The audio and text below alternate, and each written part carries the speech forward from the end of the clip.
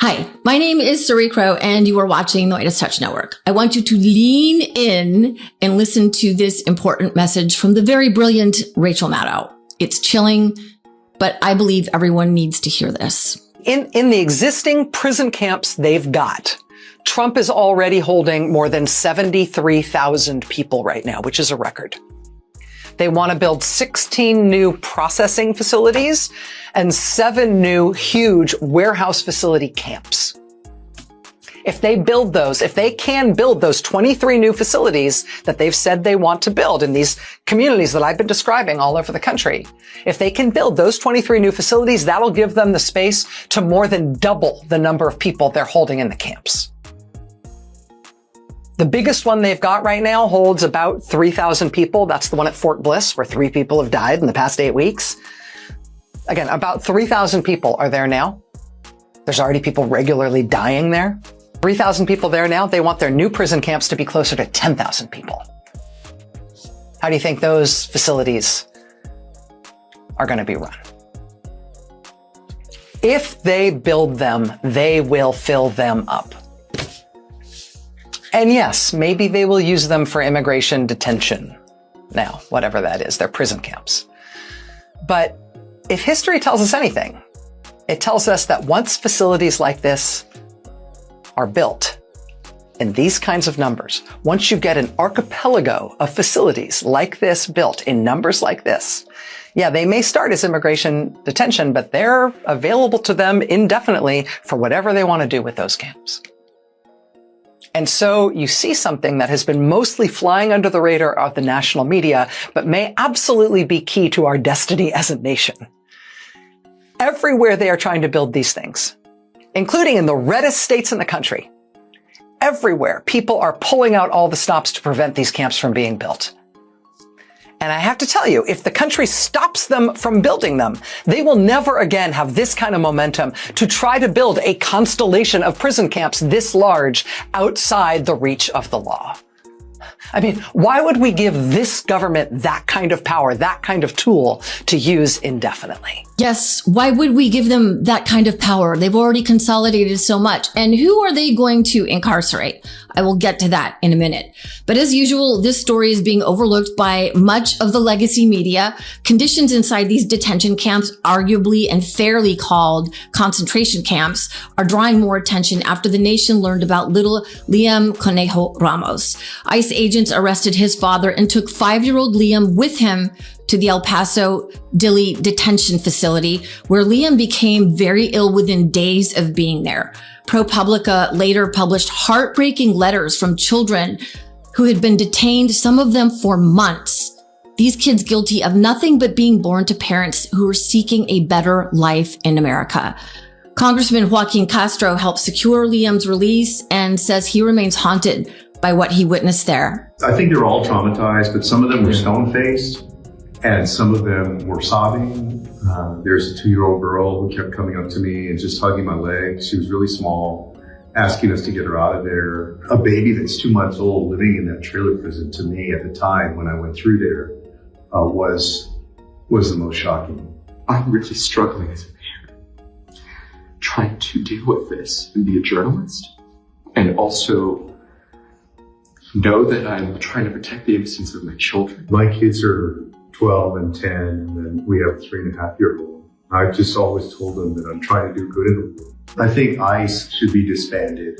It has outlived any purpose as an immigration enforcement agency that does it right. It's stamped upon every immigrant this impression that, hey, you're probably a violent criminal. Yeah. You're probably dangerous to people here in the United States. You're probably out to hurt people. And that's how a big chunk of the country looks at a lot of these folks, even to the point of dehumanizing somebody so much that when you hear that a 2-month-old baby's in there, there's some Americans, because they've been fed all this stuff over the years, that are okay with that. But when the whole nation, and most of the nation, speaks up and rejects this politics of bigotry and fear, I think it's harder. I think that's more powerful. When 180,000 people are calling to say, get Liam out, right? That's right, yeah. That's powerful. Yeah. I was deeply moved by that interview and by Nick Valencia's willingness to show emotion, because How can you not if you have a beating heart, given the inhumane conditions in these detention camps and these families who have been terrorized by the Trump regime?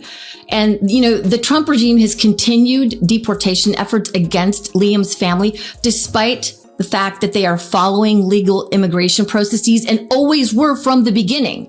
That's what's happening with many of these immigrants, is that ICE agents are arresting them as they are checking in, following the processes for their green cards or to get through legal immigration. They're doing the right things. And yet this regime is going in and swooping them up. So frustrating. And even though Liam spent only a very short time in Dili, he returned home with PTSD, experiencing night terrors, fears of being separated from his father. I recently spoke with two pediatric specialists, Dr. Ashley Marie Coso and Dr. Lada Jones, about the trauma that these children are enduring when they are placed in these horrible camps. And I think that you bringing up Liam and how short of a time he was in detention and how severe that has affected him in just a week and a half, you've already have these deeply concerning signs, right? For these children, it's a never-ending car crash every day. That's what it feels like from the experience of somebody who this happened decades to. And it gave me chills, and it gives me chills to talk about it now, because what a visceral description as to what we are subjecting children to as a choice, as a policy choice. And the data is unmistakable. We know what we're setting these families up for. So that will just be the beginning, really. Right. If what the care is going to look like in rehabilitation for these families is potentially generational. Who's in front of me saying that this patient doesn't have a place to sleep. This patient is not getting adequate nutrition. This patient is losing weight. This patient is suffering from the psychological threat daily of guards threatening to separate them from their parents as disciplinary actions. They're not receiving reading materials. They're not going to school. If that was presented to me in the hospital, I would call CPS and I would not allow for that child to be returned to that environment, because I would consider that unsafe. And so there is no justification for the harm that we're inflicting. And the moral injury that it's causing, me and my other pediatric colleagues is severe, where it's like this. If this was my patient, this is what I would do. And I can't do that because I don't have the authority. But that's what any medical provider, mandatory reporter would be doing. They would be immediately removing the child from this environment. I want to thank Dr. Coso and Dr. Jones for their expertise, and you can catch our entire conversation on my Substack. The harm that our government is inflicting on children is undeniable, as you just heard there. But I think it's important to point out